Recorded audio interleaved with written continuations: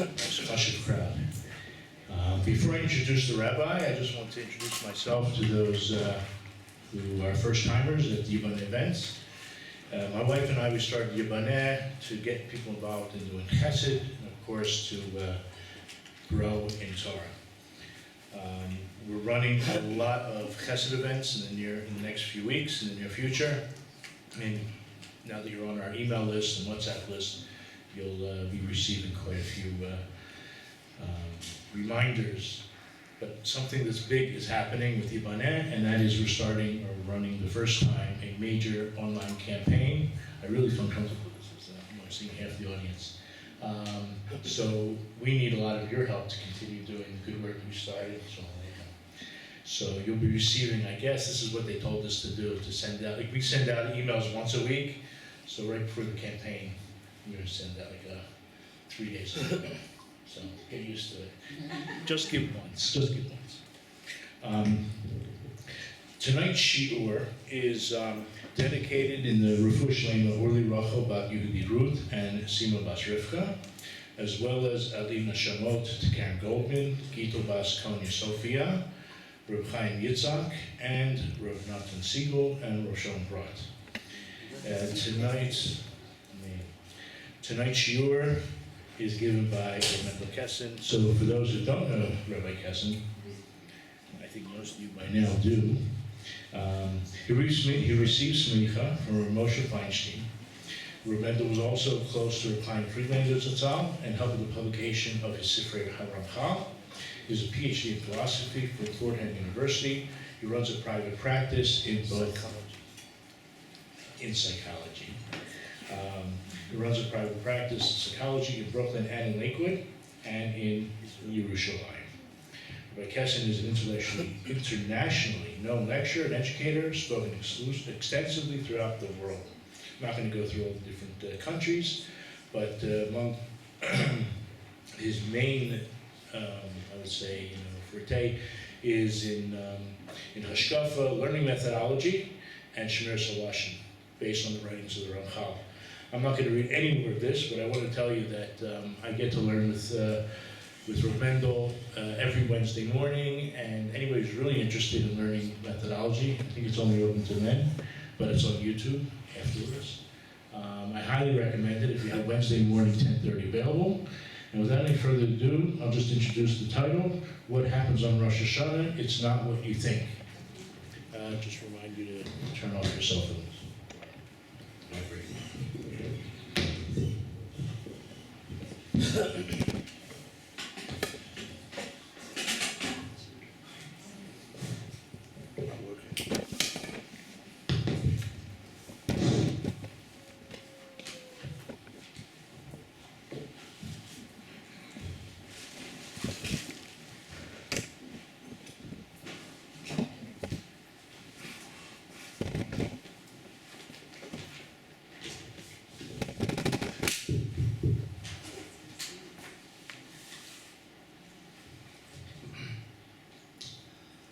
Thank you for coming.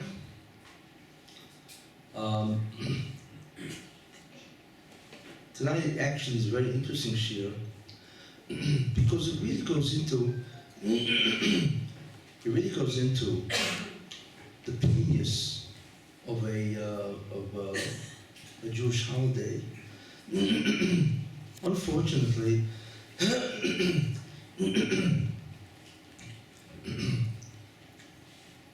when it comes to understanding a Jewish holiday, most people have a superficial understanding. But the truth is that every Jewish holiday has a tremendous, what's called pinius. It has a tremendous depth to it that most people never really get to see.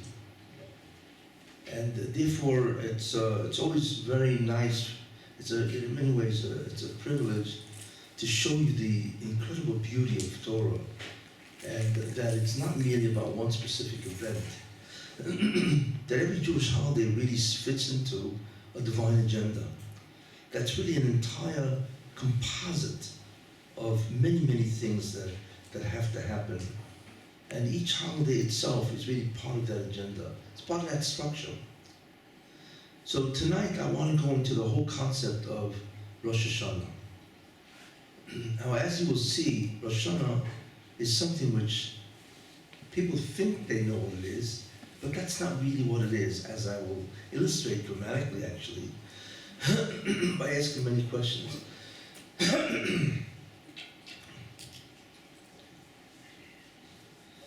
The first thing we can ask in terms of Rosh Hashanah is really, what is the essence of Rosh Hashanah? What goes on in Rosh Hashanah? Now, most people would say, well, it's not a problem. It's a judgment day. It's a day when obviously the world is judged, everybody's judged, Jews are judged, mankind is judged, to see, based on the merits or whatever they did, to see what they will do, and to see if they will live or die. That's what it says in the Matzah, to see if they will live or die, and even in living, what the quality of life is. Now, all this is true, but really, it's a short sight. It's superficial. You have to understand what Rosh Hashanah is in terms of the divine agenda itself. And it's far greater than that. And one of the things that will come out of this is that you will know what the judgment is really all about and how to frame your defense. Because we all are going into Rosh Hashanah and we need a defensive argument, you know, and you can't use a lawyer because even lawyers are being judged, you see. So there's really nobody you can turn to, you know. As they say, everybody's on the line, you know, and then that's the end of it, finish, you know. And even judges are being judged, you see, everybody. And therefore, what emerges from all this is you really get a feel of what arguments you can use to negotiate, if you can use that word, with the Rabbi Mendel. That's really what you want to know. Because Rosh Hashanah is serious business. It's really very serious and so on. Because we know that what happens on Rosh Hashanah, whatever is judged on Rosh Hashanah, it goes through the entire year. So obviously it's a very serious time. But when you think about it, Rosh Hashanah in many ways presents many problems in terms of what we understand Rosh Hashanah is. Let's take a look at some of the interesting ideas or questions about Rosh Hashanah. And you will see that in many ways they jar your understanding of what it's about. First of all, Rosh Hashanah basically is a day of judgment. Let's go with that. And we know that it's only one day a year. Could you imagine a day of judgment being only one day a year? You have any idea what would happen in New York City if there was only one day a year that the courts were open, right? You have no idea. The whole place would be pandemonium. The people would be committing crimes 364 days a year because there's only one day they have to appear in court, right? So that makes no sense. How could you have a society where there's only judgment one day a year? That doesn't make any sense, does it? And not only that, but the Gemara says that Adam Nidem Chodyan, a person is judged every day, which makes more sense. But if that's the case, then what do you need Rosh Hashanah for? We already have a judgment, right, every day. So why do we need Rosh Hashanah at all? It would seem to be superfluous. What is the distinction? So that already begins to tell you there's something going on here that obviously we don't really know. Besides that, every Jewish holiday corresponds to a historical event, a Jewish historical event, right? We have Pesach, Exodus from Egypt, right? You have Shavuos, which is the giving of the Torah. You have Sukkot, which we know is either the booths that they built in the desert or the clouds, and so on, you know. Yom Kippur is when Moshe Rabbeinu came down after having begged the forgiveness of the Jewish people. The question is, what does Rosh Hashanah correspond to? What is the Jewish event of Rosh Hashanah? Now, the only thing we know about Rosh Hashanah really historically is that Adam Harishon, the first man, was created on the 6th day. The world was created on the 25th day of Elul, right? And therefore, Adam Harishon, the first man, he was created on Rosh Hashanah. But then that begs the question, is Adam Harishon Jewish? No, he wasn't Jewish. The first Jew that appeared is Abraham, Avram Avinu. Ivri, he was a Hebrew, right? That was the original name of a Jew, Ivri, right? And so Adam Rishon was not Jewish, so why do we have a judgment day on the day he was created? Like, so what? You know, I think it would be better to have a judgment day on the day Avram Avinu was born, whatever that is, right? Why Adam Rishon? So that also is quite a strange idea. Also, if you really think about that, it says everything is judged. Everything. All, not only mankind, but all living things are judged. Now, that presents a problem, because judgment is only applicable to somebody who has free will, and therefore he can be held accountable for his actions, because he has free will. Does it make sense to judge animals, or angels, or any of these beings? They're not guilty of anything. They don't have free will, so they have not obviously committed crimes, right? So then why judge them at all? Yet it says kol bo'olam, right? Everything that exists really is judged. So the question is why? Because like I said, they're not guilty of anything, so why bother judging them? You see? So again, that presents a problem in terms of understanding what is going on.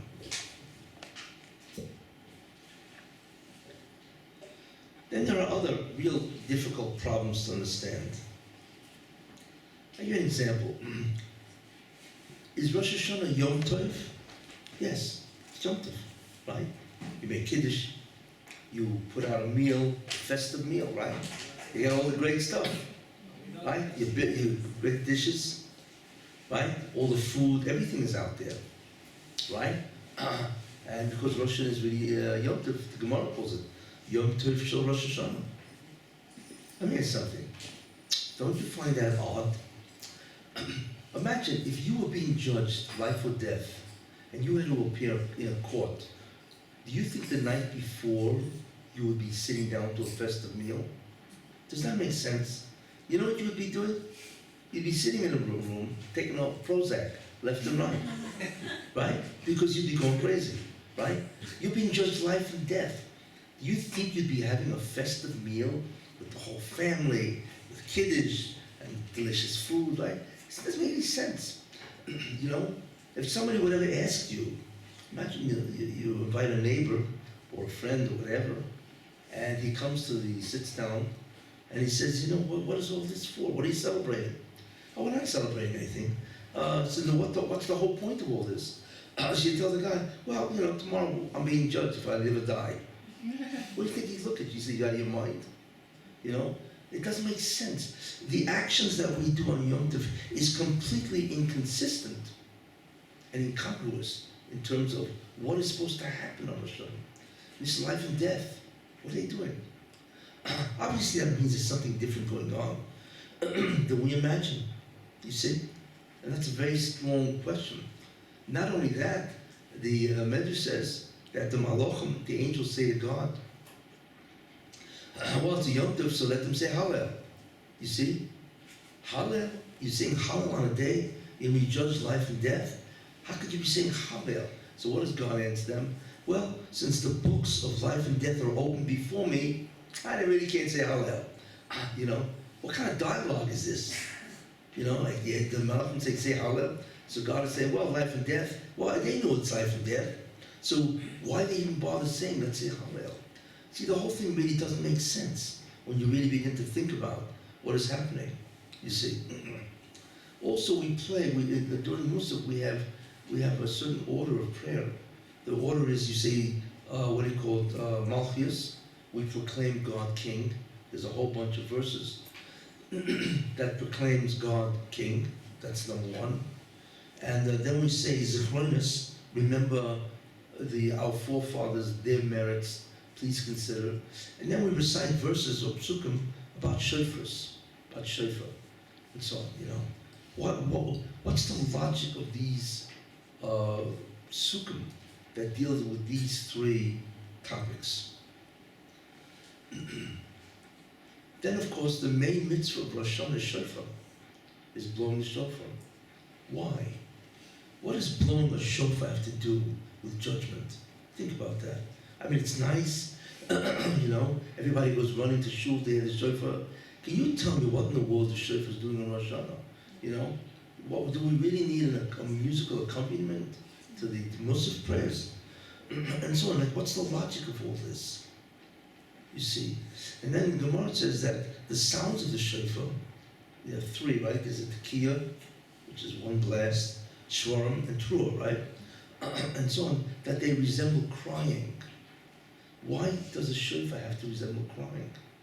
This is the question, you see. And then it says that, when the Satan, when he hears the shofar, he gets tremendously confounded, which is also very difficult to understand, The Satan has an IQ that's off the charts. He's been hearing shofar for 3,000 years already. You think he would have figured out that the Jews are blowing shofar on Aleph Tishrei, So what's his problem? What's he getting nervous about? Confounded, you see. He knows what's going to happen, right? And he's experienced this thousands of years. So what's his problem? He's getting confused? We get confused, not him, you see. Also, we have other ideas. We have the Akedah, which is red. Why is the Akedah red? Yeah, you could say because we ask God to remember the merits of Avram and Yitzchak and so on. But there has to be a more profound idea. Also, if you think about it, Aser Simei Tshuva, the 10 days of repentance, right? If somebody asked you, well, what do you think you should do? Do you want to have the 10 days of repentance before the judgment or after the judgment? Everybody would have said, hey, do it before the judgment, not after, right? You don't want to be found guilty and then you have the Aser Simei Tshuva. You want the Aser Simei Tshuva before the judgment. You see? So what does it mean that it comes after Rosh Hashana? You see, So all of these questions are very powerful indicators that there's something going on about Rosh Hashana that we really don't know. That's far more profound than we think. So the question is, what is it all really all about?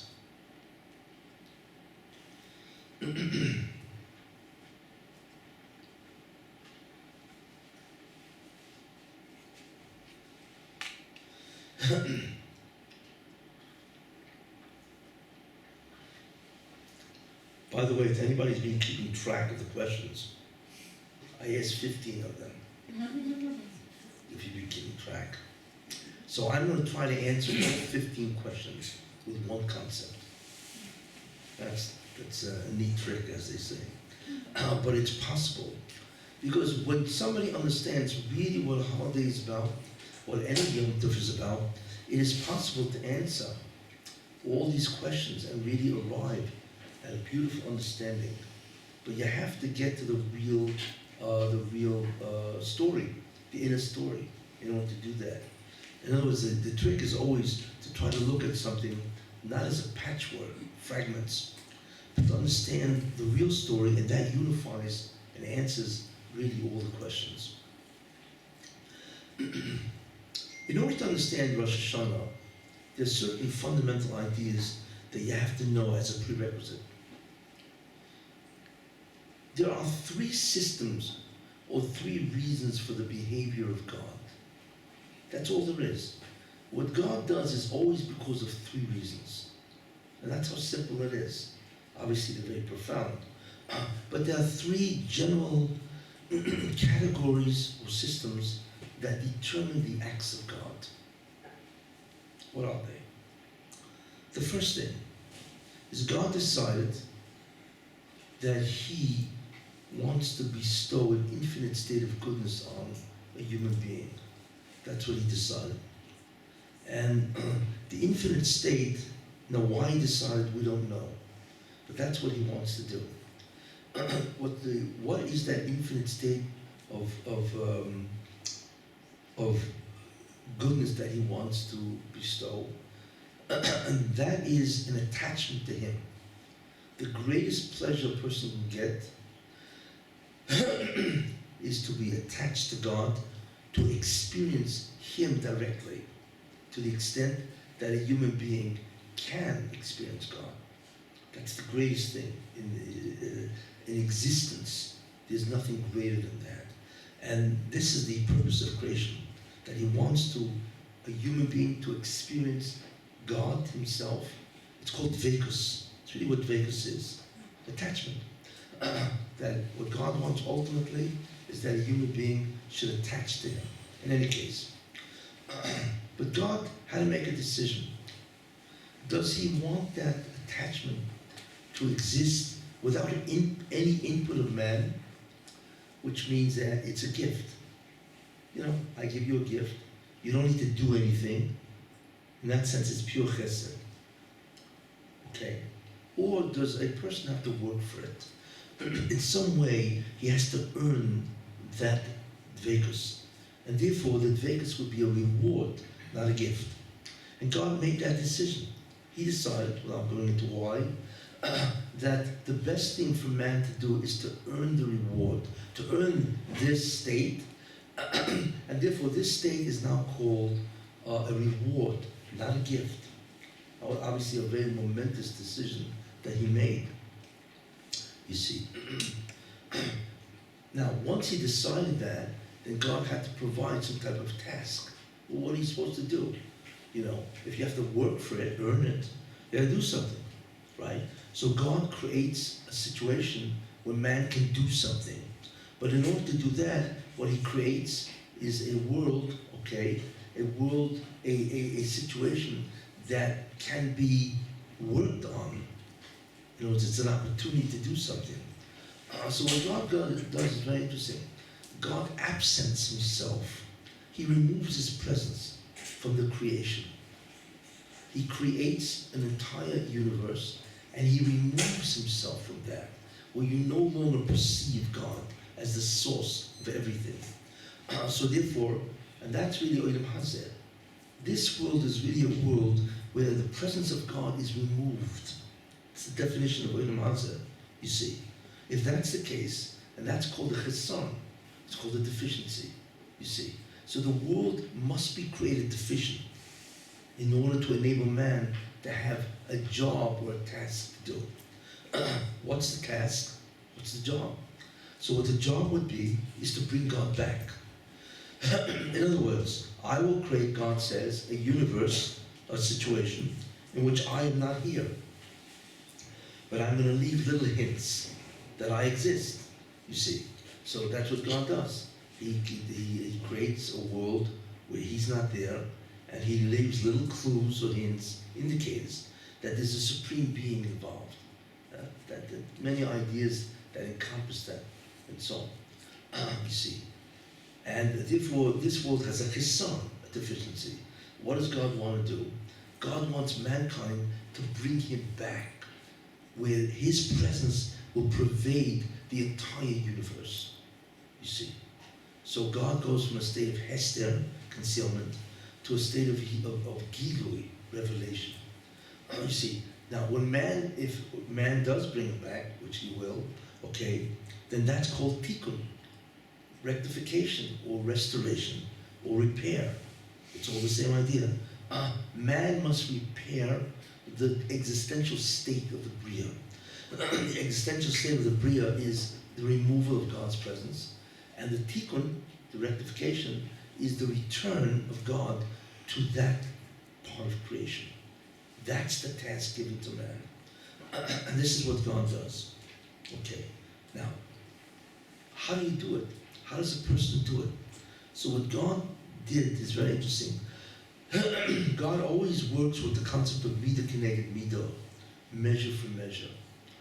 Okay, so what God says is the following.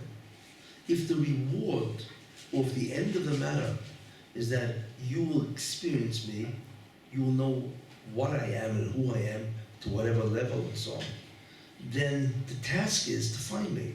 To the extent that you find me, to that extent you will experience me. You see, measure for measure.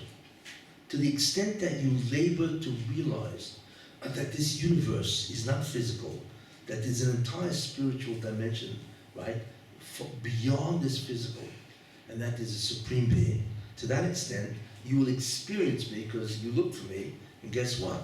You found me. So it's in many ways measure for measure. So therefore, what God decided is to give mankind mitzvahs, commandments.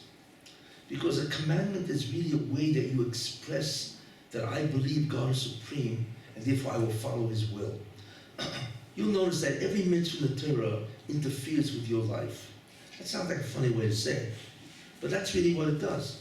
In some way, for instance, you're walking the street in Jerusalem, right? And all of a sudden you smell this incredible steak or some incredible dish, right? And unfortunately, well, actually I shouldn't even use the word Jerusalem. You're in Manhattan. It's much more appropriate, right? And you're in Manhattan and you haven't eaten lunch, right? And you smell this restaurant. And you take a look at the restaurant and it's strafe. Okay, so what do? So you say to yourself, wait a minute, you know, I'd love to go in and eat this stuff. But the problem is that there's a commandment that says no, you cannot eat meat which is treifa. So that becomes a contest, isn't it? It's a tremendous conflict.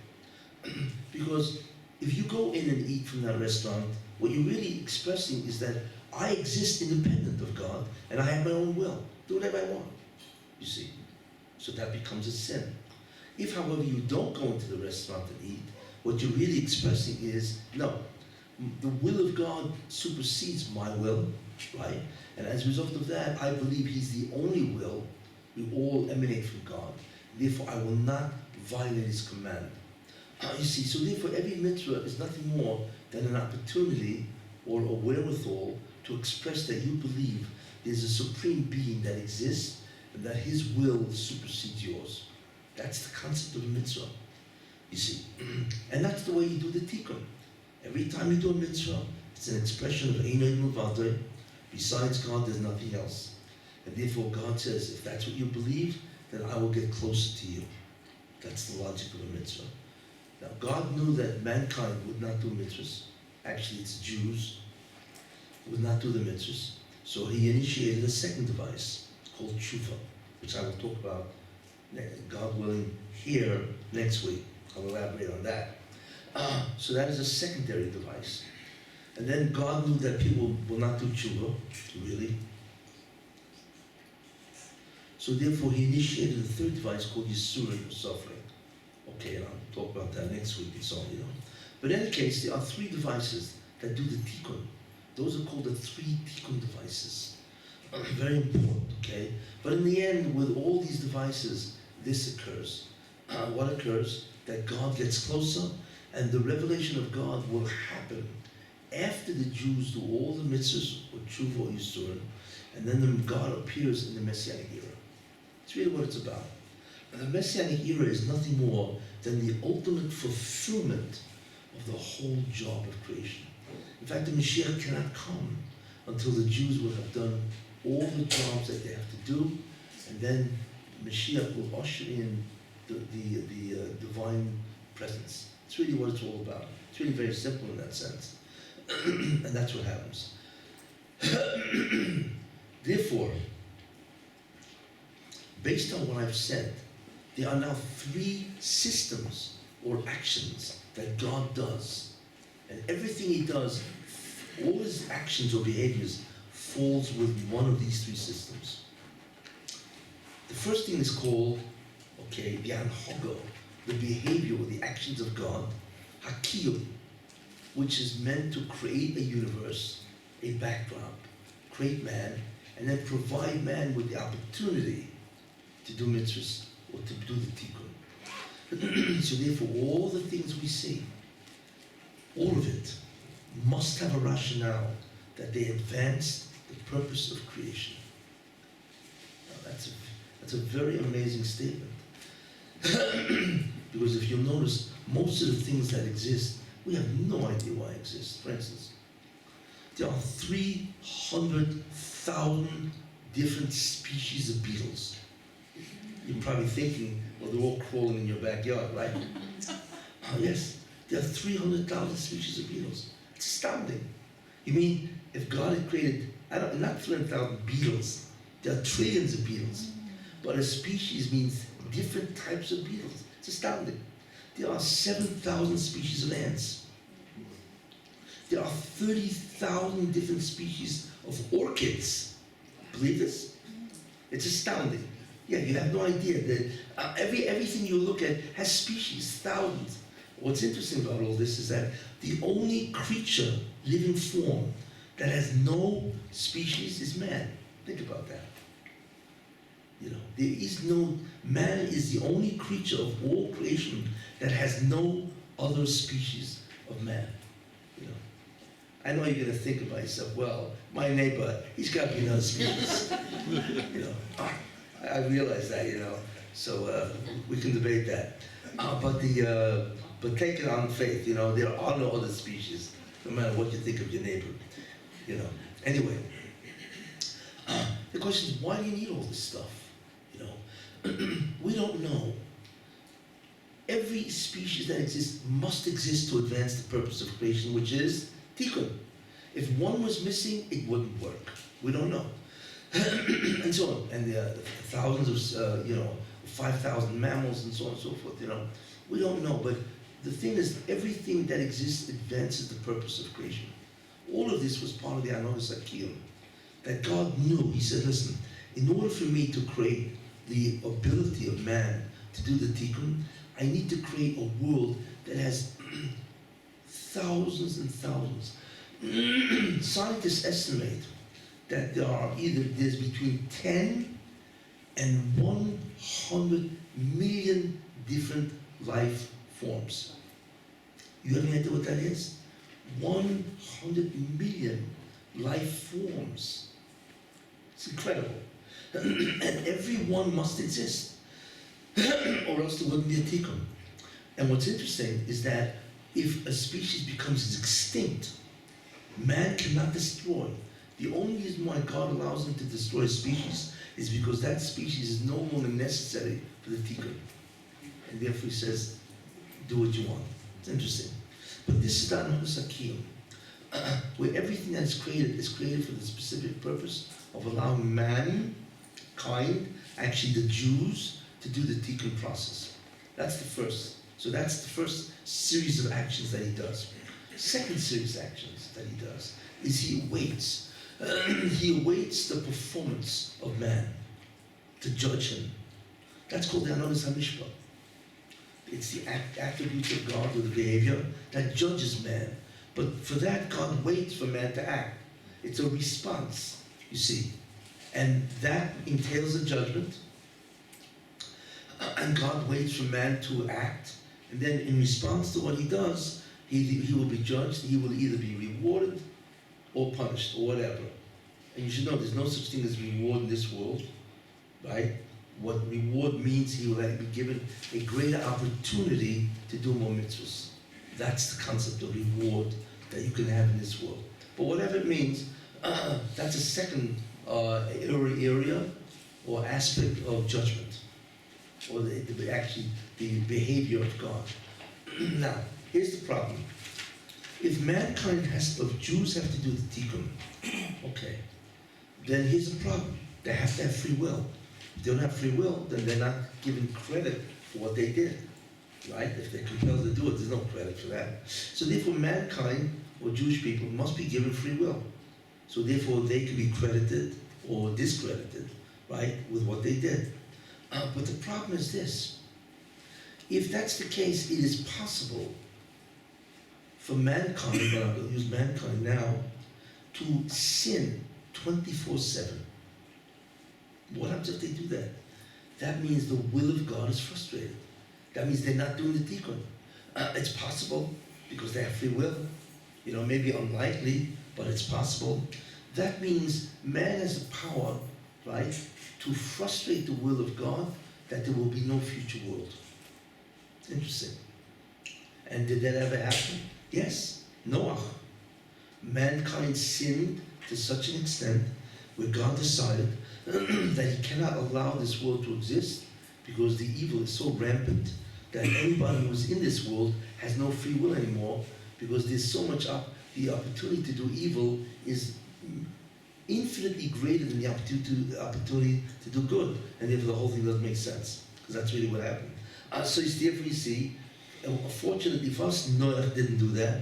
But imagine if Noach had joined the crowd, then he would destroy the whole creation, and that's the end of it. You see? So what did the Moshe do? You see? So what God does is he initiates a third series of actions. What? It's called Another Yichud. Thank you.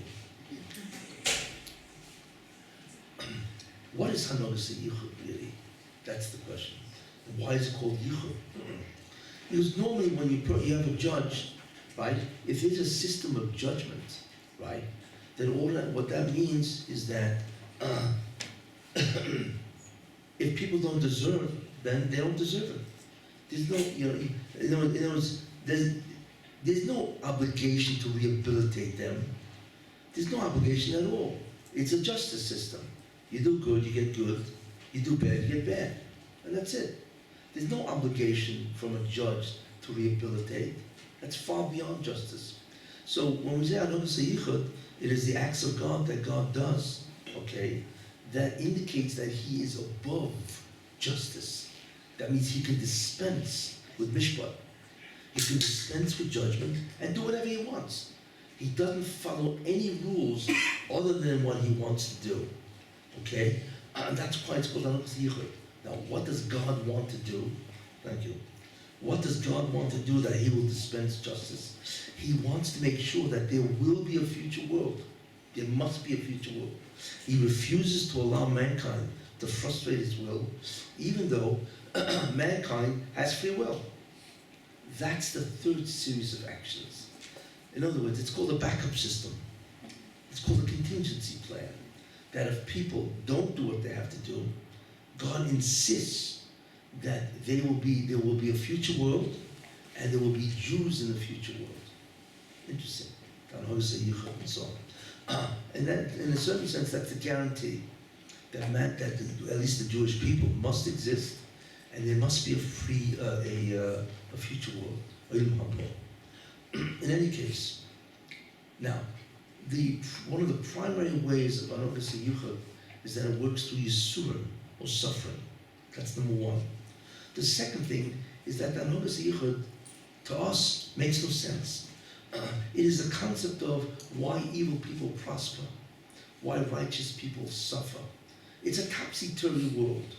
That's what Adonai Yichud is. When the attribute of justice leaves, and the attribute of Yichud comes in, the backup system, then the whole world becomes topsy-turvy. It doesn't make sense. It's like an Alice in Wonderland world where nothing makes sense. Everything is irrational, you see. And God does that because he knows what he has to do to save mankind, but specifically to save the Jewish people. But it doesn't, it's not, we don't understand the logic. It's called Anhogen Hysteris, you see. It is something which is completely concealed, you see, and to us it's illogical. But God knows exactly what he has to do, and he employs all different kinds of things to guarantee the existence of the Jews. Very important concept, okay? You call it Hagat? In any case,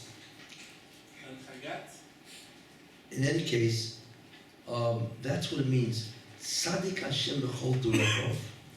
God is righteous in all his ways, you see? Because in the end, you need to be worthy of the future world.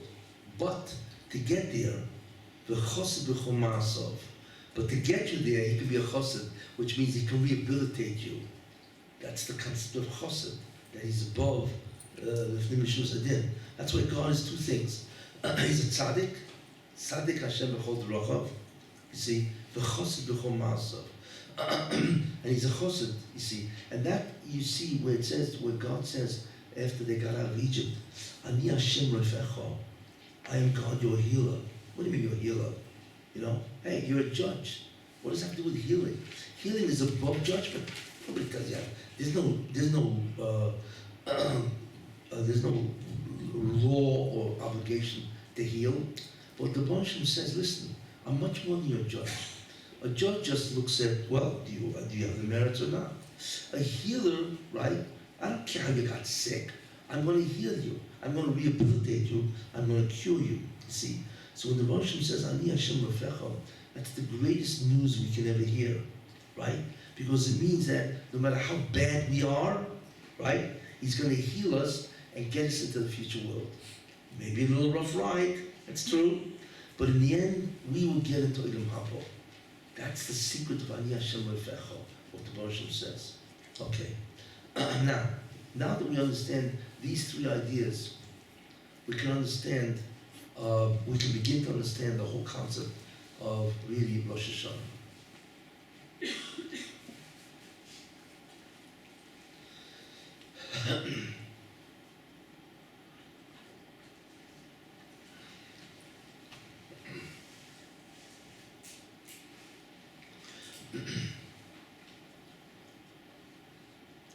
If you open a business, okay? Let's say you open up a business on January 2nd, right? You don't just open a business and walk away.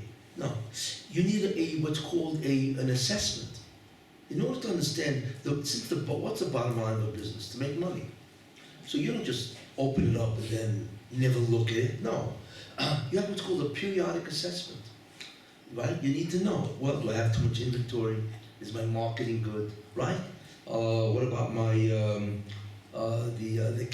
accounting division? You know, all kind of, and so on. What about my research division? Every business always needs a periodic assessment. You know, just ask any accountant. That's what you did, right? That's why, because if you run a business, you want to see what's happening. You may not be making too much money because one of your divisions may not be the right way. You see? So there's always a periodic assessment in any venture, right? In any kind of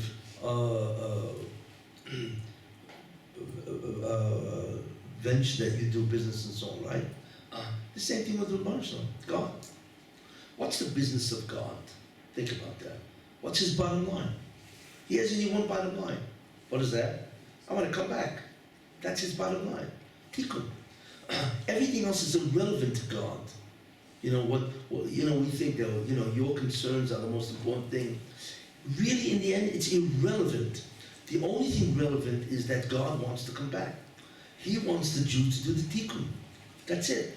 Nothing else matters. You see, that's the whole purpose of creation, and everything that's created is for that purpose, to advance the purpose of creation, which means tikkun, which means the Baruch wants to re-enter the creation. And that's really what the Messianic era is, right? Where it says, Kimon Oretz Deo, the earth, as Hashem, the earth will be filled with the knowledge of God as the waters covers the seabed. You see, that's all he wants. You see, everything is just a wherewithal, a hechetimza, to get to that place. You see, therefore, this business, so to speak, this endeavor, God has to evaluate it. Where's it holding? You see, did the Jews do their job at all? Are the Jews doing the tikkun? You see, where are they holding on this tikkun? Is the amount of mitzvahs that they're doing, is that enough? Maybe it's not enough. Maybe now, for instance, the Jews in Spain, well, they're not doing their job. They're assimilating, they're intermarrying, right? So I gotta kick the Jews out of Spain, you see? And I gotta bring them to another country, and in that country, they now can do a better tikkun. And God looks at all of this. He looks at the world, he looks at the Jews on an individual level and on a national level, you see. Where are they holding in terms of the tikkun? It's not so much sin that he's concerned with. Where are you on the tikkun contribution? Every Jew is assigned a place in creation. Every Jew. You don't realize that. You have a unique assignment that only you can do. If you don't do it, nobody else can pick up the slack. You have to come back as a reincarnation and continue the job. That's why there is Gilgal, you see, because that aspect of creation is assigned to you. So the question is, where are you in terms of contributing to the tikkun? That's the, this is a very important concept of the periodic assessment. And that has to happen at least once a year. Now, that's what happens on Rosh Hashana. It's not a matter of did you sin or did you do mitzvahs. That's included. The real thing is, where are you with the tikkun? You see, what are you contributing? Are you doing the tikkun or are you doing the kilkul? Are you helping advance the purpose of creation? Or are you rather removing it further? You see, so then God looks at you and he looks at the Jewish people in whatever country they are. It's okay, they're not doing their job, so I now have to change the game plan. Because in this country they're not doing it, I have to allow them to undo what they did, which is not good, right? And I'm going to move them to another country, for instance, you know. God may say, okay, they're in this country, but I need to move them to another place. But in order for that to happen, God will say, okay, I'm going to make that place that I want to move them to wealthy. And then the Jews will go into that, and in that place they will be tested. You see, it's infinite cheshbonis, as they say. Exactly who to move, where to move them, when to move them, you know, and only God can do that, and so on, you know.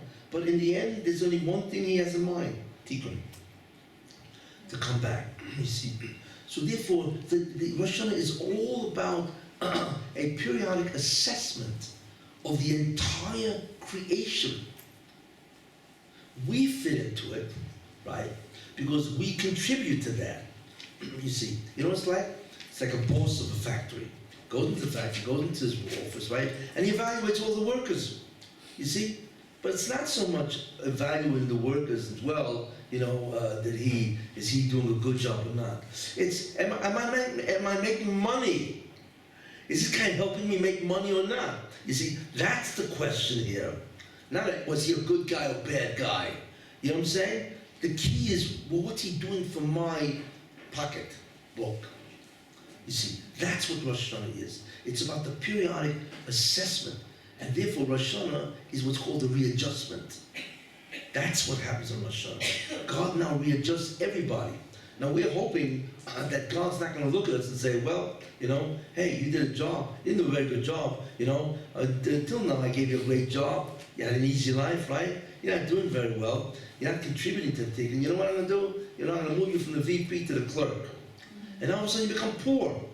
You see, because now God wants you in a state of poverty. What are you going to do? But we don't want that. You see, we don't want to be moved, or maybe we do want to be moved. You know, maybe if a guy's poor, he'd love to be moved to a position of wealth. But everything is moved. The person is moved. His positions are altered based on what God assesses that person to do the tikkun. That's what happens in Rosh Hashana. It's a whole different understanding. It's a boss coming into his factory and moving everybody around, including pink slips. You know, and a pink slip is your debt. You know, that's what a pink slip is. That's the equivalent, right? In a factory, the pink slip is you're fired. Here you get fired by being killed, right? In some way, that's why. You have a Musar Turkiv. Who's going to die, who's going to choke to death. You ever read that kind of stuff? Chills go down your back. You know, because, you know, but what that means is that you're fired. But God doesn't fire a Jew. What he does, he says, okay, you're not making this Gilgul, you know, right? You already chose the way, you're not doing it, you know. I'm going to kill you, or I'm going to exterminate, whatever you want to call it. And I'm going to bring you back 80 years later in a different country, right? With a different wife, different kids, you know, and hopefully you can do a good job there. Yeah, for God to do that is nothing. When he can shift you around, that's not even an afterthought with him. You see, with us, it's a big deal. Hey, you don't want to leave the planet, right? But it's all in the context of you need to contribute to the tikkun. What are you doing, you see? And therefore, what Rosh Hashana really is that it's the periodic tikkun and it's the readjustment based on your actions and the spiritual requirements or needs of what you need to do to contribute to the tikkun. It's much grander than you could ever imagine because everything is included, you see. Now, what God did is incredible. He didn't have to tell anybody what he's doing. You see, he could have come into his office in a factory, right? He would have sat down in his big chair, and in an instant of time, the Mishnah says, the skira achas, what God does is he starts from here, And in an instant of time, he evaluates the entire creation, everything, all 100 million species, everything, in an instant of time. And he could have done it, he didn't have to tell anybody. All right? Because for him, what's the big deal? Nobody knows. The Malachim don't know, the Sultan don't know, we don't know, finished. I don't have to tell anybody. So what the Moshe did is a tremendous act of chesed. Because he doesn't want to do that. He doesn't want to decide what to do to you and offer you stuff. So what he decided to do is he's going to tell you that the big review is coming up. You see? So it will allow us to shape up. That's what he did. So he informed us that he is now going to do what? He's going to evaluate the whole creation. So you need to get your act together. That's a chesed. You see, why? Because he wants us to influence the verdict. That's why. So when does it start? It starts on Elul. You see? Elul. Hey, it's Elul. Rosh Hashana is right around the corner. 30 days. I want you to do tshuva. You see? You do tshuva, then you will influence the verdict. You see, that's the key. And that was a tremendous act of chesed that he did. You see? Like he didn't have to do that. You see? So therefore, that begins to tell us what Rosh Hashana is and why Elul exists. Because he told us that he's going to do the review, and therefore we need to shape up. Okay? But there's a big problem that God created. Because if God would have evaluated by himself, then nobody would know. He just do what he does. It's like a boss going into a factory. He does what he does. Some guys he elevates, promotes them. Some guys he demotes them. And some guys he just fires. Nobody would know. You know, all of a sudden one day in the mail you get a pink slip, and that's it. That you are informed by the verdict or the consequence. But the Russian didn't do that, you see. So he gives us Elul. Then Rosh Hashana is what? That's the judgment itself. And then he says, wait a minute. You know, in every court land there's an appeal process. The Aseret Mei Tshuva is the appeals, you see. Because maybe then you really get your act together. Because you've already been judged. You know, you have no idea what it is. Maybe you're found guilty. So Rosh Hashana says, okay. So you're going to say to him, why didn't I take advantage of Elul? So Rosh Hashana, okay, I'll give you another 10 days. After the judgment, that's called the appeals process. You see, look how much God wants you to do tshuva. So he gives you an appeal. So first he warns you 30 days before. Then there's a judgment, right? And then there's the appeals. It's incredible how much time he's giving you to do tshuva. Now, there's a big problem. What's the problem? If God would have judged everything in creation without telling anybody, then nobody would know. You wouldn't know. The Malachim don't know. Nobody knows. It's in the mind of God. But when God warned us because he wants us to influence the verdict, there's a problem now. Because now all of a sudden we know, and it's become a whole court case. There's a bezdin, right? But wait a minute. If it becomes a court case, what happens? Then the Sultan is called in to prosecute. Because whenever there's a court case, there's always a prosecuting attorney. And the heavenly DA is the Sultan. So now that we are being judged openly in front of a court, and God is saying, okay, it's open now, right? So the Sultan, he's there now, going crazy. He's trying to condemn everybody. So what did God do for us? It's like thank you and no thank you. You know, thank you for giving me time to do tshuva, but no thank you, and I gotta face this heavenly prosecutor, right? And there's no, you can't bribe the guy, you can't throw him out, you can't fire him. What can you do? You're finished. And let me tell you something, you don't want that prosecuting attorney, because that guy, he's gonna take a look, you know, and you're gonna do your tshuva, you know, I'll think about doing tshuva, who knows? And maybe I'll start in a half year from now, you know, and the Sultan's gonna think about, he's gonna get up in front of him and says, he's gonna look at the bezdin, you know, because that's what he does, right? Everybody says, do you hear what this guy's saying? And you believe this guy? You call this a tshuva? And he's gonna rake the floor with you. That's what he does, you see? Because with him, hey, it's either 100%, and if there's a nano amount, a nanogram of insincerity, he's got it. He knows exactly, we don't want that. You know, it's like we say to God, thank you and no thank you. You know, because at least maybe when you would have done it, okay. But now the Sultan is not interested in rehabilitation. He's interested in judgment. And he wants to destroy us. He couldn't care less. So it seems like inadvertently what the Rosh Hashana has done is he has given us over to the Sultan. Bad news. You see.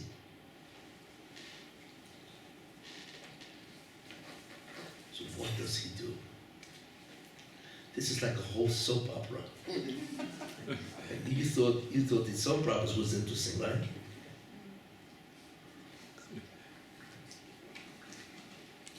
This is real drama. That's what it really is. So what the Baruch does is an incredible thing. You know, he wants to tell the Jews that he's going to judge them because he wants them to do tshuva and influence the verdict. He doesn't want to say chayav. He wants them to say zakai. You know, like I said, at the same time, the Sultan is he has got a heyday up there. So Baruch says, you know, there's only one solution here. I need to stop the Sultan. But I can't just dismiss the guy because that's his job. You know what I'm saying? That's his job to prosecute. I can't dismiss the guy. You know what I'm saying? Or maybe he'll sue me in court. So Moshe says, okay, I'm going to leave it up to the Jews. They can stop the Sultan. How? I'm going to give a mitzvah of shofar. Shofar. That's what it does.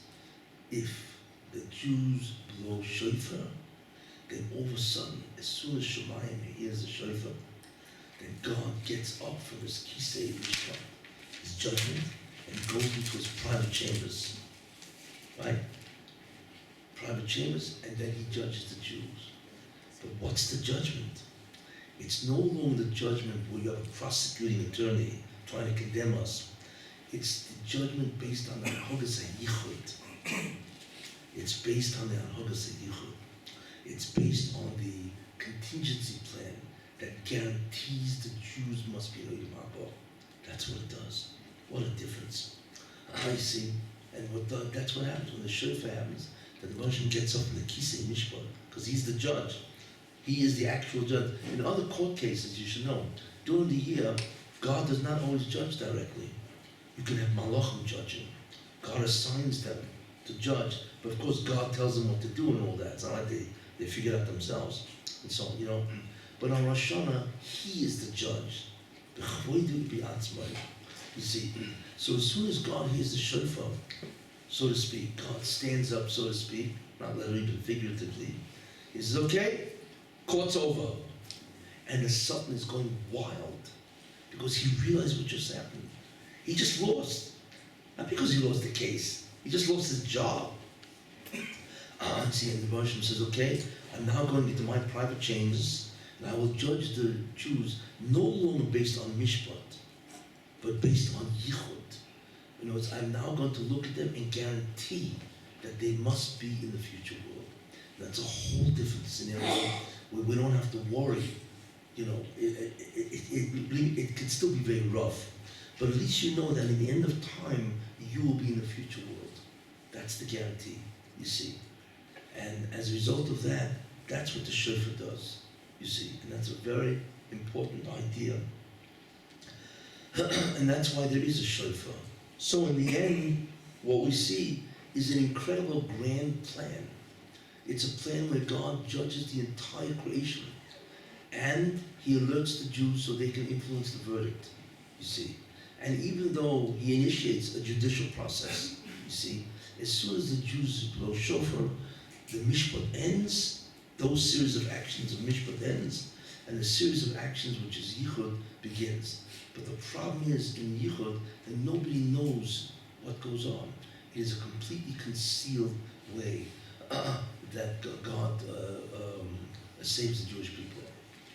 Now, once we understand this, we now begin to understand what Rosh Hashana is really all about.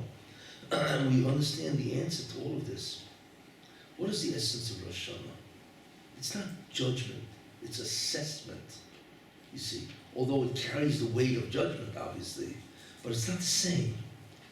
God looks at you in terms of your tikkun contribution, not so much your sins. And of course, we do our chetz, chetoni, and all our chetz. But He looks at you, of course, He looks at your sins, because that's what's preventing you from doing the tikkun, your contribution. But that's, in a certain sense, secondarily. His concern is the bria. His concern is He wants to come back, you see. And therefore, everything is moved. Nations are moved. Success is moved. Everything is moved. Wars, everything is done predicated on the assessment of the entire, what's called tikkun hakloli, the entire rectification. And now you understand, that can only happen once a year. Because what God does is He assesses, readjusts, right? But He doesn't do it every day. He's got to allow that which He put into place to allow itself to unfold. Give it a year, let's see what happens. That's why the judgment of all creation is only once a year. But what it said in Gemara, Nidam Chol Yoim, yeah, that's looking at your averis to clean you up, so to speak, you see. So the purpose or the objective of both judgments are very different.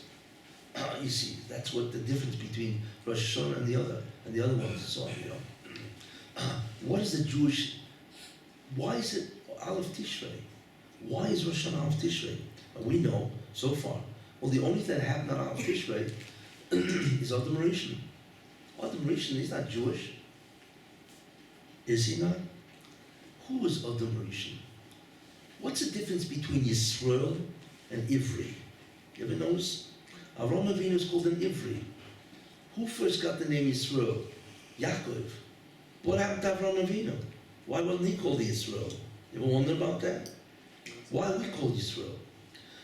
The answer to that is a very important idea. Adam Rishon was not Jewish, but he was an Israeli. He's supposed to laugh at that. He must be tired. In fact, Rosh Hashana is an Israeli holiday. Now, before they call me to the Knesset and give me an award,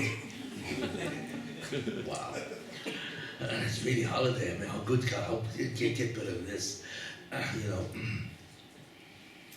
the difference between Yisrael and Yehudi or Ivri is this. In order for a person to do the tikkun, he has to have a certain type of neshama. Okay? And God gave Adam Rishon that neshama. When God said in the beginning, if Israel accepts the Torah, fine. If not, I'll restore the world to Him. Who is Israel? Israel is any person that has that type of neshama, which consists of 5 parts. Nefesh, Ruach, Neshama, Chaim, Yechida. If anybody has those parts, then he can rectify creation. Because whatever he does, thinking, speaking, or action, will influence all the spiritual worlds. Adam Rishon had that. He was a Yisrael, but he wasn't an Ivri. Because the original intent of God was not to give the ability to do tikkun, right? To a Jew, it was to give him to all mankind. Why should a Jew get it? So therefore, the first one created was Adam Rishon, not a Jew. Because the purpose was to give it to all mankind, because that's only fair. Why give a guy without ability to do tikkun? What's the point? So therefore, God gave it to Adam. That's why Adam is called the Yisrael, but he's not an Ivri.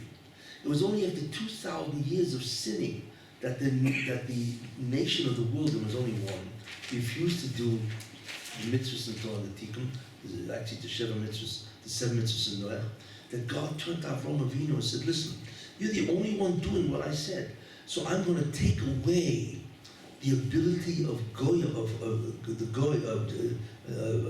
other people to do the tikkun, and I'm going to give you the ability to tikkun and your descendants. So therefore the job of tikkun, which is a job of Yisrael, became a Jewish enterprise. We took over the job of all the world. You see, it's a very important concept. Most people don't realize, you see, you know. And then because God took away the ability of mankind to do the tikkun, He took away a lot of their neshama. They're no longer connected to the upper world.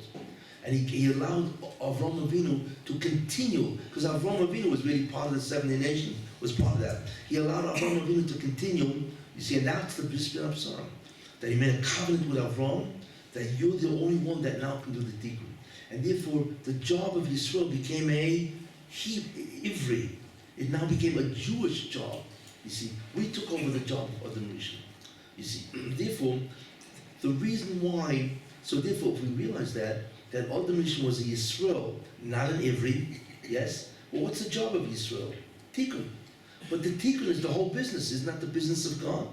And when did the business of tikkun start? With Adam Rishon. And Adam Rishon was created out of Tishrei. So therefore, that's annual. You annually assess your business. And that's why the annual assessment of the tikkun is on Rosh Hashana, which was the creation of the first man who could do the tikkun. You see? And that's why it's on, the judgment is on Rosh Hashana. It's an annual assessment. You see? So therefore, Rosh Hashana is really an Israeli holiday in that sense. It's a holiday by Yisrael, because that's when the job of Tikkun really began. And it was taken over later, of course, by Avraham Avinu, and so on. So the question is this. It was taken over by Avraham Avinu. That means the non-Jews have no purpose. You see, you don't understand how exact this is. You do not exist unless you contribute to the Tikkun. You have no rationale for that. You see, all 300,000 species of beetles, the whole rationale is because they are part of the tikkun. We don't know how. You see, so if God, the question is if God took away the ability of a guy, and that's the origin of the word guy, somebody who's not Jewish. You see, if they took away the tikkun ability, so why are they going? It sounds like a very strange question, you know. But if you understand that everything that exists must have a basis in tikkun, why do they exist? And the answer, they exist because their assignment now is to assist the Jew to do the tikkun, which of course they don't, you see, and they're going to be in a lot of hot water. But in a certain sense they do, because their job is not to punish the Jews. We'll get into that now. But really, so what's happening now is that they now are to assist the Jews in ways that the Jews need to be assisted, especially in the concept of persecutions and so on, which is a third tikkun device. Anyway, so this answers the question, why is Judgment Day on Rosh Hashana? You see, now you understand why Rosh Hashana is a Yom Tov. Why? How do we sit down and make a whole meal out of this? And the answer is, because we know we're going to blow the shofar. We know God's going to get up, right? It's guaranteed. You know, it's like, and God's going to go into his private room, and there God's going to, don't worry about it, you know, okay, I'll rough you up a little, you know, but in the end, you're going to be, Ilam Haba. So therefore, we're not worried, you see. So the angel Chab, they say, wait a minute, what kind of, it's like a charade here, you know, what's going on here, right?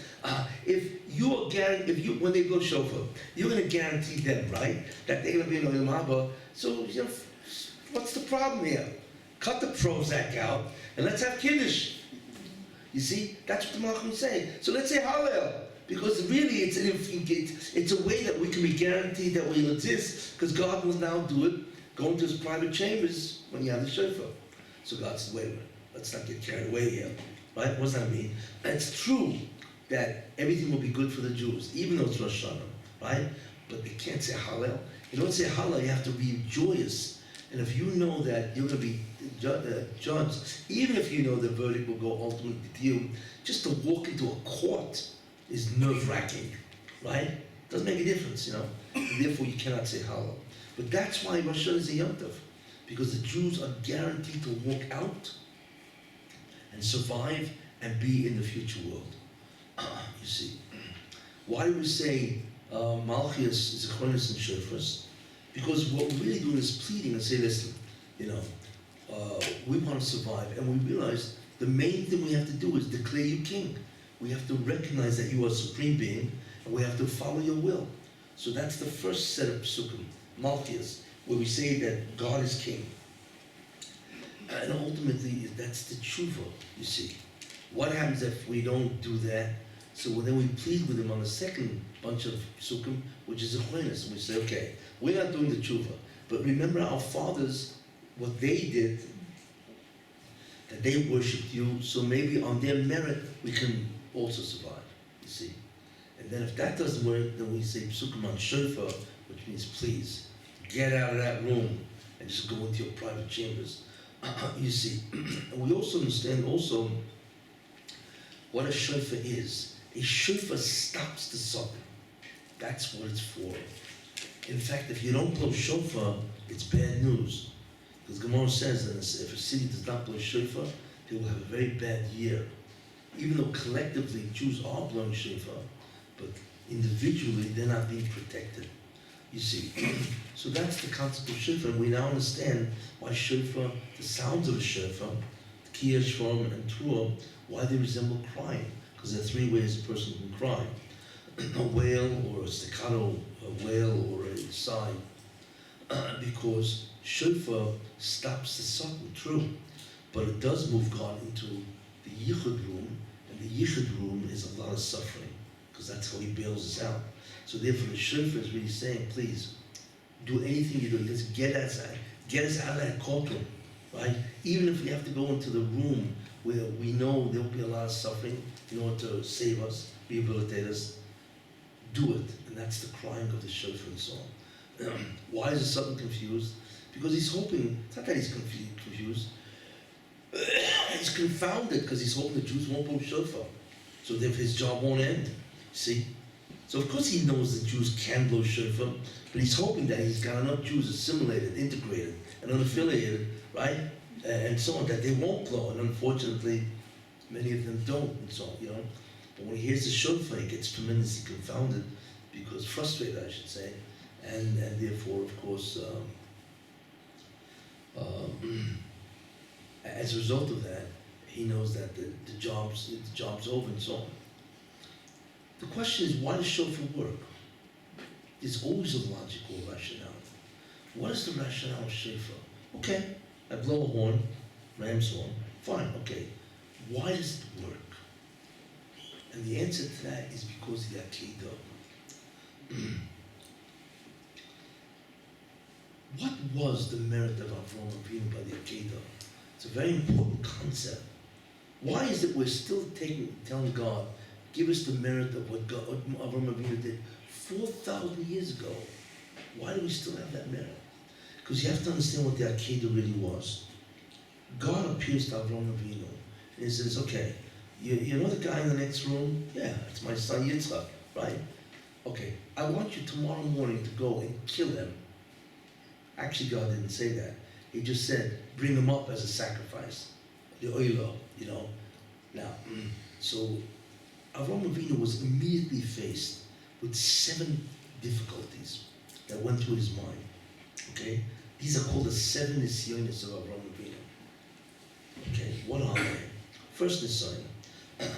What do you mean God is telling me to kill a person? He's innocent. That means God wants human sacrifices? Excuse me, this is pagan. You know, Jews don't sacrifice anybody. God doesn't require sacrifices. I mean, Yitzchak is a tzaddik. It's not that he's guilty of death.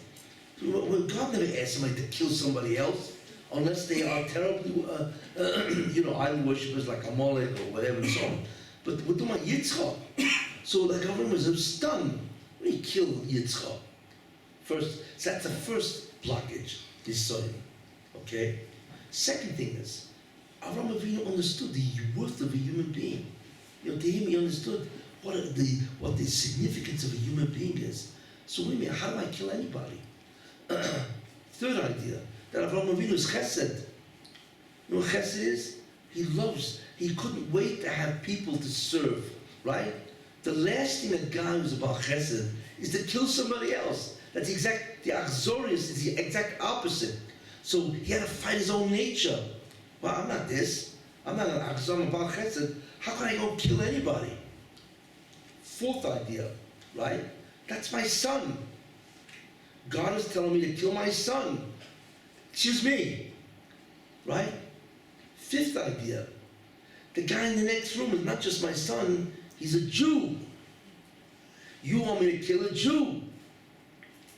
The sixth idea, he's the last Jew. There's nobody after Yitzchak, was there? He's the last guy, you kill him, you know what I'm saying? That's the end of the Jewish race, right? So like, excuse me, what? 6 different nisyonos that would have boggled anybody. You see? And Avram was hearing this at one shot. So did that get him? No. It was the seventh Nisoyim that he went crazy with. What's that? Avram Avinu was a brilliant individual. In fact, there are many people that say that Avram Avinu is what gave the Chokhmah to Egypt. Because he went down to Egypt, if you recall, that the Chokhmah of mathematics, geometry, astronomy, many things came from Avram Avinu. That's what many people say that. And not only that, they say that Greek wisdom also originated from Avram Avinu. Oh, you see, it's interesting. In fact, if you want to know just as an interesting aside, skip that. The seventh was incredible. What was that? Because it didn't make sense. God said a nevuah to Avram Avinu, Ki b'Yitzchak yikra chozara. In Yitzchak you will be called your seed, means your continuity will happen to Yitzchak, right? That's one prophecy. And then all of a sudden God appears and gives him another prophecy, kill him. Now, those two prophecies are incompatible. They are what's called mutually exclusive. If A is true, B cannot be true. And if B is true, then A cannot be true. It's not possible for Yitzchak to be the continuity of the Jewish people and be dead at the same time. Nobody has ever seen that work. You see, so Avram Avinu said, this doesn't make sense. It's impossible. God is contradicting himself. You see, what that means is that God is appearing to me irrational, psychotic. This is God. Excuse me, what's going on here? Now, the other idea is, we don't know why God does anything. That's unknown. But God does not contradict himself. You see, that's illogical. You see, yet the Moshe was appearing to Avram Avinu as illogical. So Avram Avinu was one of the greatest philosophers, thinkers of logic. That was the worst thing. It made no sense. What kind of a God is this that's illogical? See, this is the worst thing that bothered Avram Avinu. I see. Everything else he can handle. You see. So therefore the Messiah Avram that he couldn't handle an illogical request, which is impossible. Now, did God really do that? Of course not. Because Moshe never told him to kill Yitzhak. He just said, bring him up as an oilo, and then take him down. But he didn't mention take him down. So the logical assumption is if you tell him to bring him up as an oilo, logically, he'd probably just finish the job. But God never said that. So God never contradicted himself.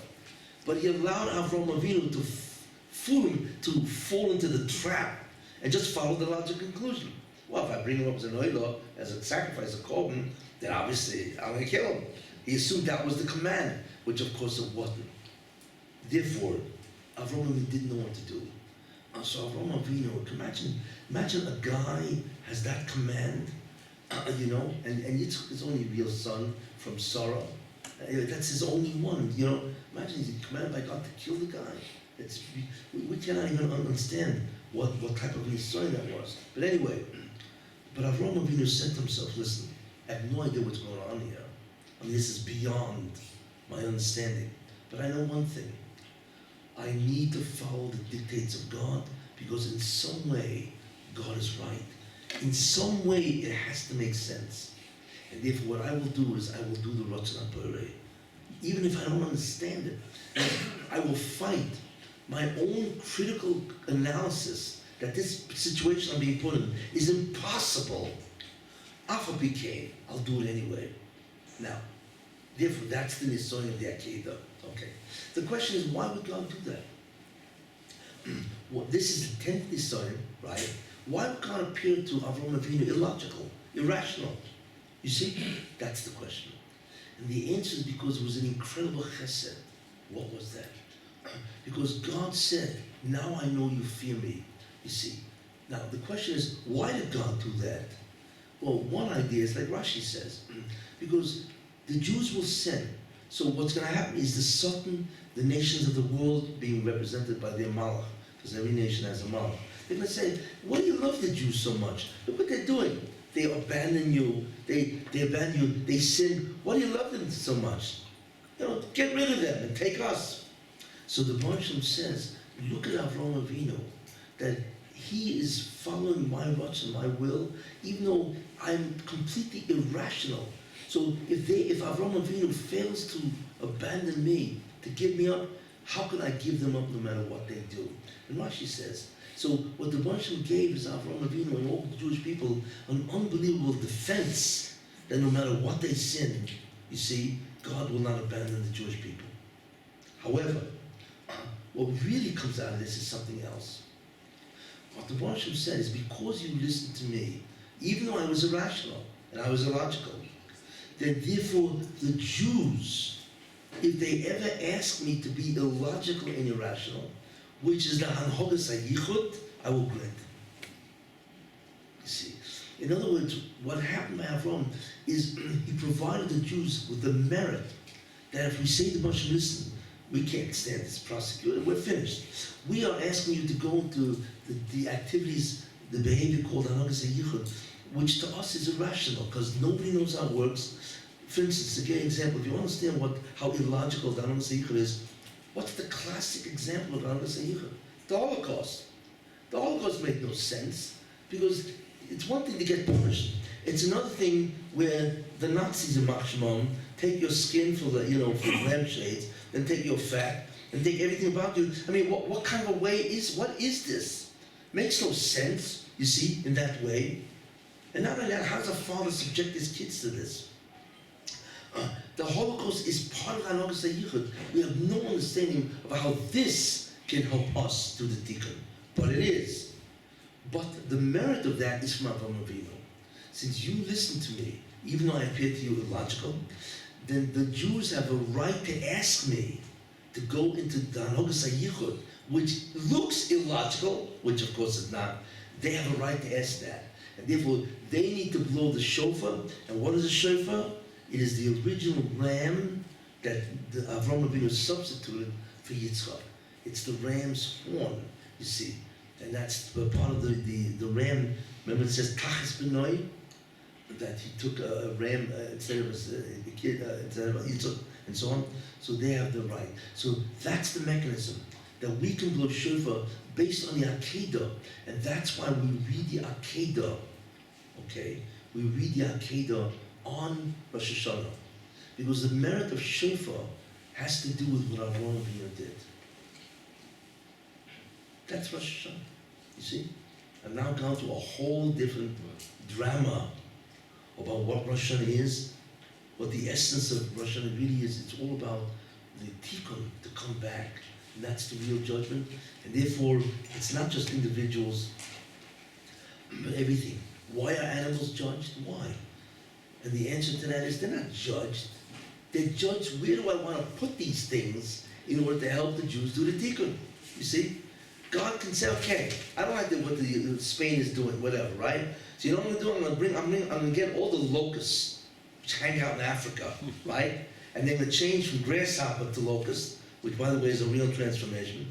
And they're going to be carried by the winds over the Mediterranean. And guess what? They're going to land in Spain or Israel, whatever, Mediterranean country. You see? So it's not a judgment on the grasshoppers, the locusts. It was a reassignment. They were judged in terms of the tikkun process, not for guilt or innocence, but what do I do with them to advance the process? That's why everything is judged, because everything has changed in terms of how is everything now based on what the level of spirituality that the Jews did. How is everything going to be changed in order to now advance the process after the Jews have not done their job? What do I do now? So everything is taken into consideration. You see, that's how global, this is not even global, it's universal. It's far beyond what we can comprehend, where everything in creation is judged. Okay, what do I do with them, and where do I put them to make sure that the tikkun goes on? It's a process which is so beyond our understanding that and God does it in an instant nanosecond. That's how quick He does, you see. Now, what do? How do we approach Rosh Hashana? We approach based on that what does God really want from a Jew? Of course He wants us to do mitzvahs and to do tshuva and so on, you see. But essentially, what does He want? I will tell you what he wants. And that's I feel, is the key defense. It's not so much, well, I won't do this sin and that sin. Of course we do that, no question. Because that's in many ways contributing to the bad news. But the real news is, where is your focus? Is your focus on materialism, on power, on pleasure, the classic traps of mankind? Or is your focus on trying to get closer to God, trying to be more spiritual? You see, it's not the focus like I say, well, I did this sin, I'm not going to do this sin again. Of course it's true, but that's not the focus, because the tikkun is not focused on it's focused on the specific avera. It's focused on where are you in terms of the tikkun. Therefore, the essential concept of tikkun is where are you in terms of your direction? What are your priorities? You see, so really what a person has to say to himself is, okay, I need to get involved in Judaism. I need to get involved in Torah, learn more Torah. I need to get involved where I see God and the spirituality that God requires, and the whole concept of tikkun, because think about it, tikkun simply means bringing God back. That's ruchnius, that's spirituality.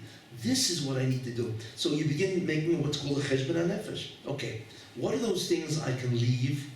What are those things I still have to focus, and so on. In other words, what you begin to think about is you need to prioritize your life toward a spiritual dimension, and not the physical dimension where everybody is focused. You see, that to me is the greatest defense you have, you see. And the more you think about that, the more you change in ruchnius, and it may be hard, and so on, and you're going to have to give up things to do it. But in the end, that's what it's all about. That's really what's called the bottom line, you see. And as I would say, we're very close to the Mashiach, very close, So the last thing you want to say to yourself, and Mashiach comes, and all of a sudden, once Mashiach comes, there's no more free will. It's over, because you see God. I mean, there's no test anymore. That's why the angels have no free will, because God is right in front of them. You see, what free will do they really have? You see? So when the Mashiach comes, specifically, Mashiach ben David, although it's even true in Mashiach ben Yosef time and so on, free will is basically over.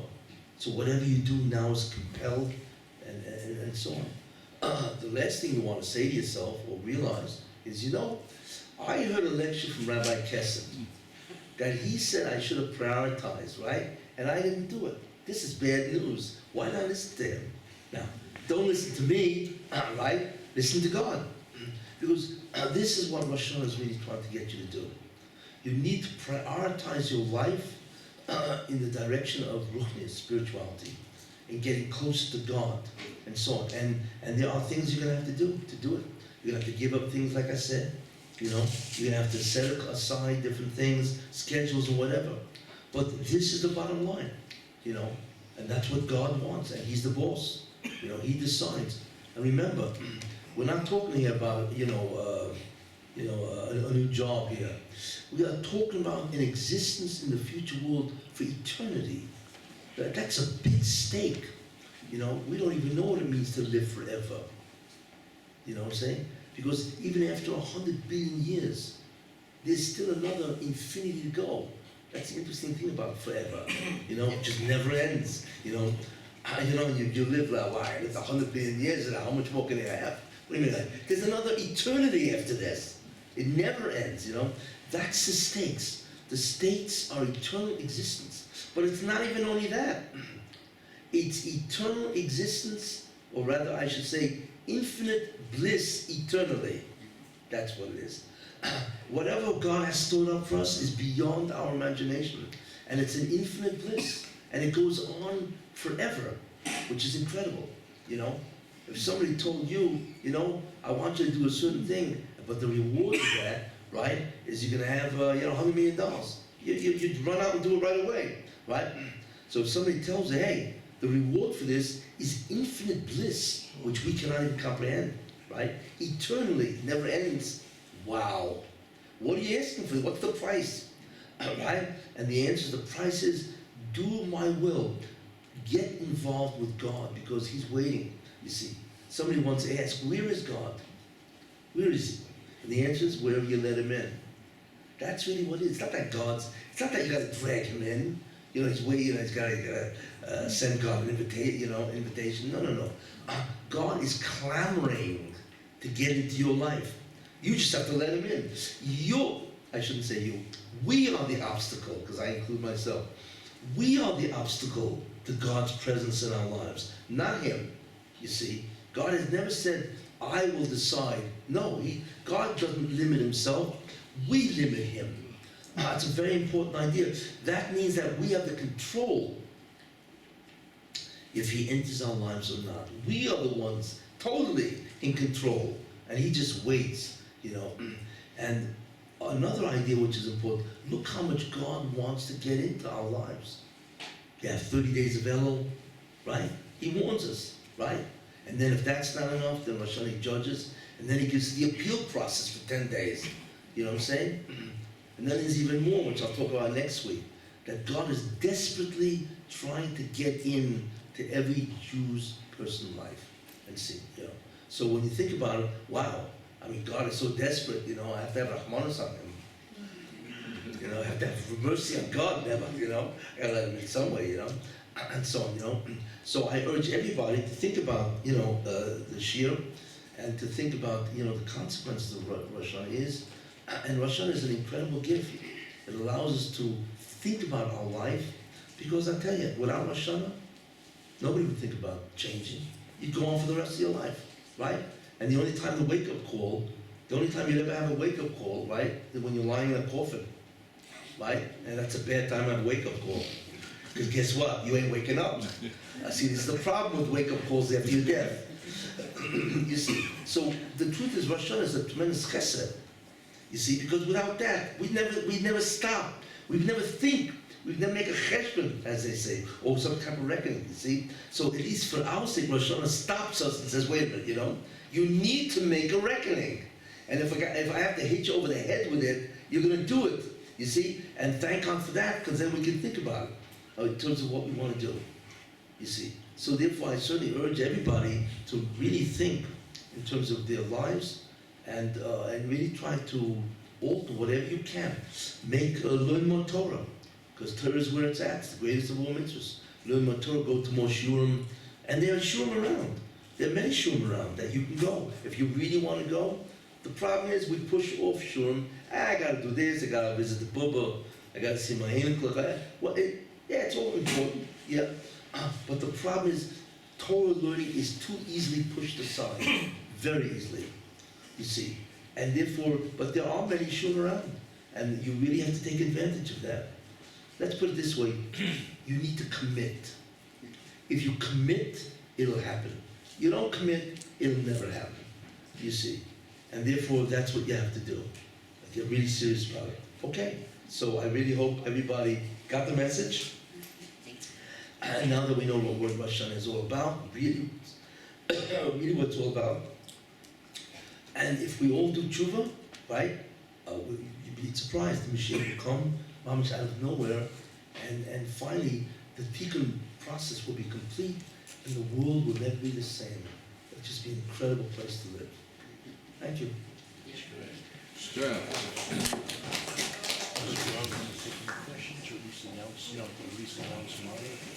Oh, I don't know.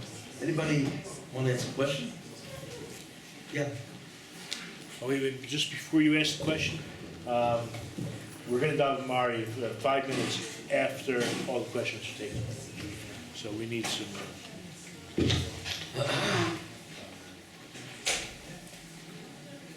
Yeah. The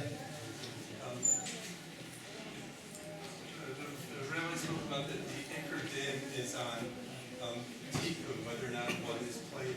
Yeah, where your place is, yeah. Tikkun or not, and then the mitzvahs or averas is a little bit more secondary, so to speak. Yeah, although it's important. Important, right? Yeah, but it's, yeah. the anchor is The tikkun, am yeah. I or am I not? Yeah, where are you located? Where Yeah. am I vis-a-vis the tikkun? Okay, what's your And question? then each person has their own particular tafkid and taflis. So when it comes to the tikkun, when it comes to the tshuva of this whole time, is there a way, I can know mitzvahs vis-a-vis prior mitzvahs, but is there a way to know once you're particular tafkid and taflis in the context of, the grand tikkun. There is no real way, because we don't have the Urim and Tumah. But what I can tell you is that it doesn't make a difference. If you want to do something and you're successful, that's your tafkid. You are guided to do that which is a tafkid. Or else you'd have lived for nothing, a wasted life. So therefore God takes over and He directs you. So that which is successful, that's what you do. And that which is not successful, then that's not what God wants you to do. See? Okay. So we'll have a minyan in a few minutes, okay?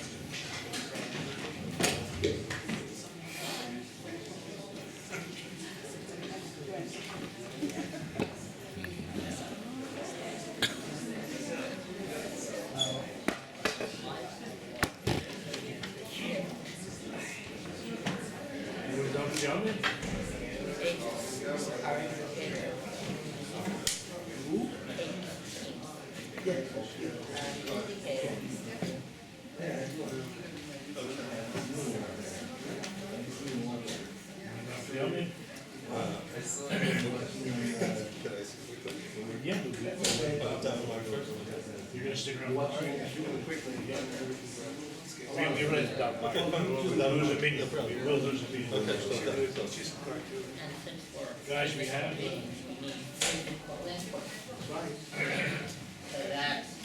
That's what. That's right, exactly. That's all.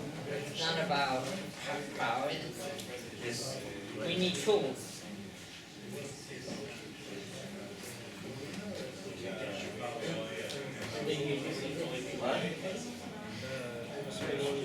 Rapper, you're sticking around.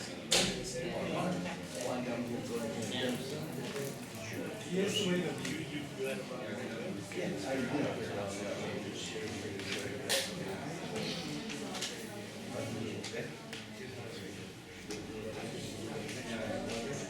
My wife did. Oh, okay.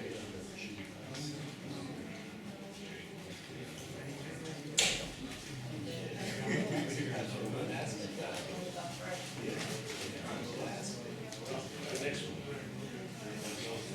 So you want to get the towels? So, turn it off. We have a meeting? So what do we do? What the Yeah. Oh, yeah. Okay.